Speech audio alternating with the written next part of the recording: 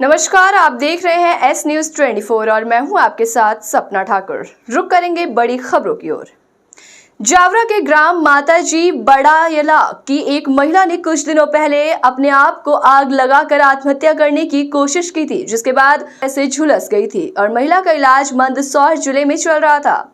जिसके बाद आज महिला को मंदसौर से बड़ौदरा गुजरात एम्बुलेंस से रेफर किया गया, लेकिन महिला की रास्ते में ही मौत हो गई और महिला को एम्बुलेंस गांव लेकर पहुंची। इसके बाद महिला के परिजन और ग्राम माताजी बड़ायला के ग्रामीण लोगों में हड़कंप मच गया। इसी के साथ उन्होंने हंगामा किया और साथ ही पुलिस से मांग की कि महिला के बच्चों को आर्थिक सहायता मिले। वहीं परिजनों का आरोप है कि महिला ने आत्महत्या क्यों की थी। परिजनों का कहना है कि धर्मेंद्र पांचाल नामक युवक से महिला की बातचीत थी और महिला की मौत का कारण वही है। ग्रामीण और परिजनों का कहना है कि पुलिस मामले की गंभीरता से जांच करे और संबंधित व्यक्ति पर कार्रवाई करे। किस तरह का विवाद था, काफी भीड़ लगी, क्या था पूरा मामला? आज बड़ाला माता में एक एम्बुलेंस रेखा नाम की महिला का शव लेकर बड़ाला माता पहुंची थी। कुछ लोग जो पुलिस से जुड़े उन्होंने आके बताया कि सर ऐसा ऐसा मैटर है और ये महिला जलने के दौरान इसकी मृत्यु हुई है इलाज के दौरान और इसकी प्राथमिक जांच करना आवश्यक है। तो तत्काल हमारा बल वहाँ बड़ाला माता पहुंचा और वहाँ पता रसी का करने का प्रयास किया। तो पता चला कि रेखा पति मुकेश पाटीदार करीबन 42-43 साल की है, जिसकी आगजनी की घटना को लेके जलने से उसकी मृत्यु का इलाज चल रहा था मंदसौर तरफ। ये प्राथमिक पता चला कि मंदसौर चल रहा था, जो बड़ौदा रेफ़र किया था। तो लेकिन रास्ते में उसकी डेथ होने से एम्बुलेंस वाले यहाँ लेके आ गए थे और जब हम वहाँ मौके पर पहुँचे तो उनके गाँव वालों का कहना था कि ये किसी धर्मेंद्र पांचाल से संपर्क में था और उसी की वजह से ये घटना हुई है और इसकी जांच हमारी इच्छा है कि इसकी जांच की जाए और जो महिला है उसके परिवार वालों को आर्थिक सहायता दी। उसकी छोटी बच्चियां हैं, आर्थिक सहायता प्रदान की जाए। इस संबंध में हम लोगों ने काफ़ी समझाइश दी गांव वालों को, उनको बताया कि हम इसमें प्राथमिक कार्रवाई कर रहे हैं और तब लोगों को आश्वासन मिला कि हाँ ठीक है। और हम लोगों ने एसडीपी साहब ने और अन्य लोगों के जो जनप्रतिनिधि उन लोगों ने भी समझाया गाँव वालों को कि भैया पुलिस को अपनी प्राथमिक कार्रवाई करने दें, जो भी वैधानिक कार्रवाई की जाएगी।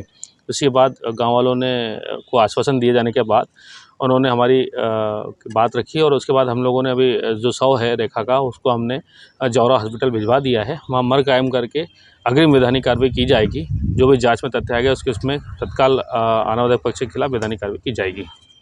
ये आगजनी जो हुई थी किस तरह की हुई थी? खुद ये आग लगाई थी?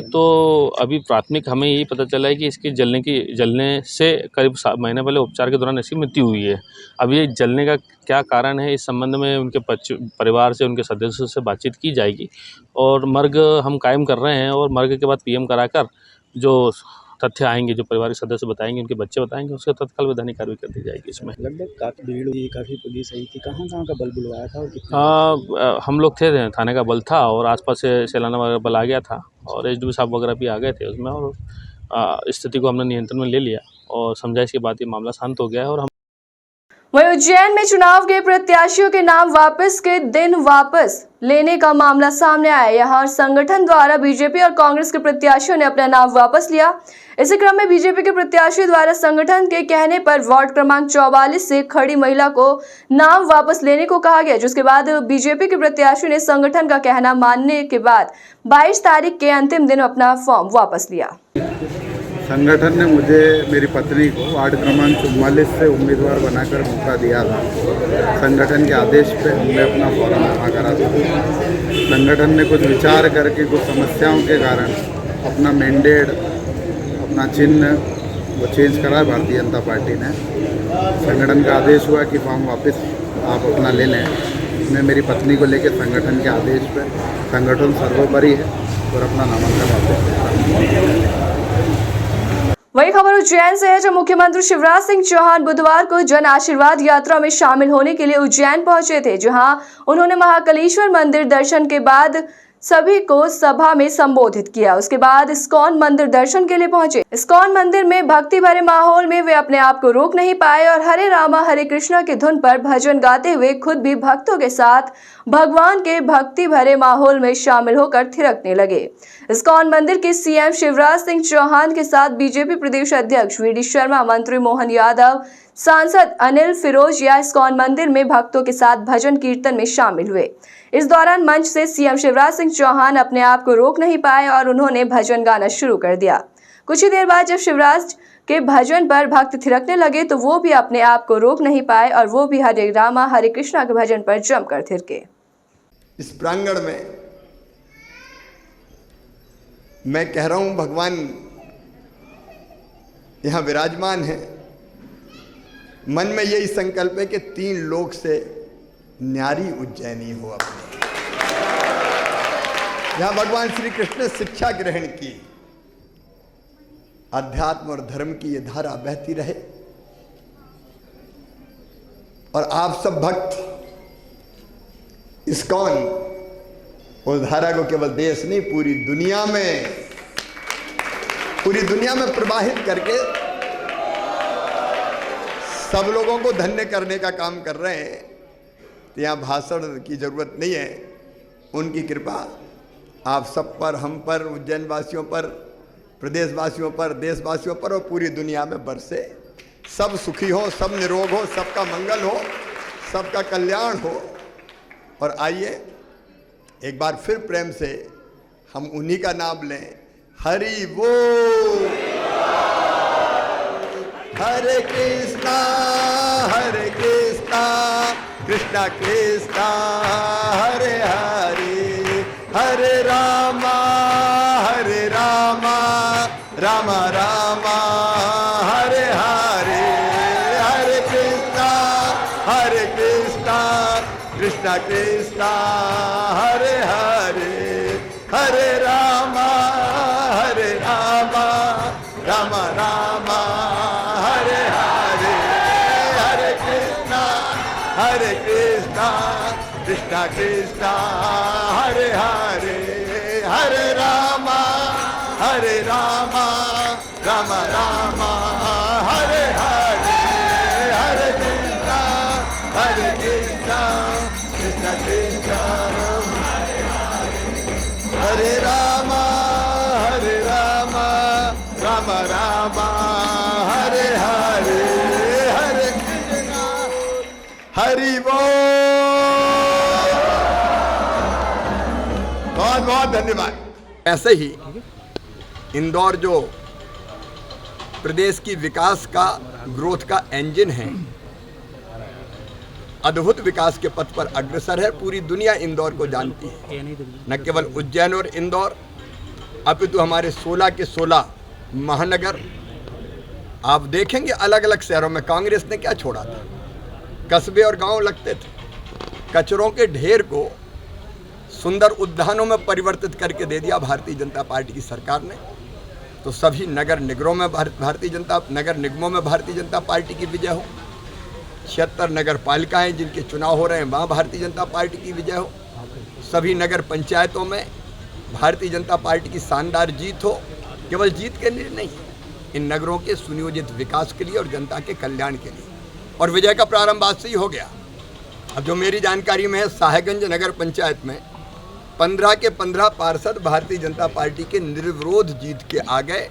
समरस नगर पंचायत, फिर सागर जिले की हमारी नगर पंचायत सुर्खी विधानसभा क्षेत्र की एक निर्विरोध आ गई थी। दूसरा का समाचार आने वाला था। कई जगह भारतीय जनता पार्टी के पार्षद निर्विरोध जीते हैं।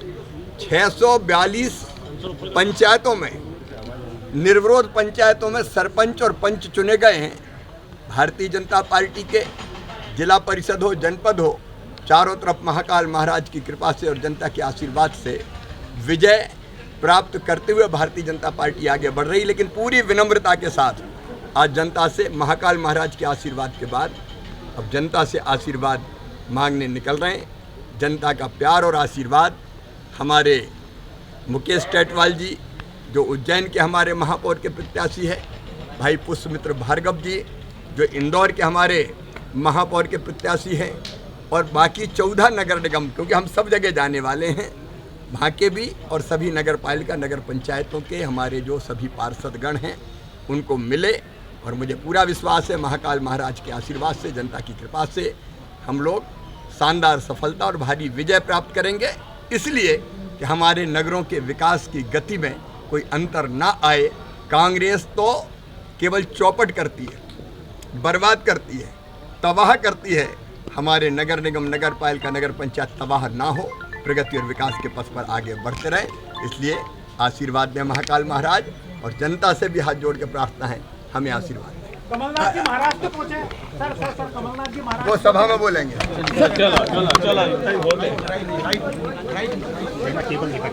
उसके लिए और जनता के कल्याण के लिए, और विजय का प्रारंभ आज से ही हो गया।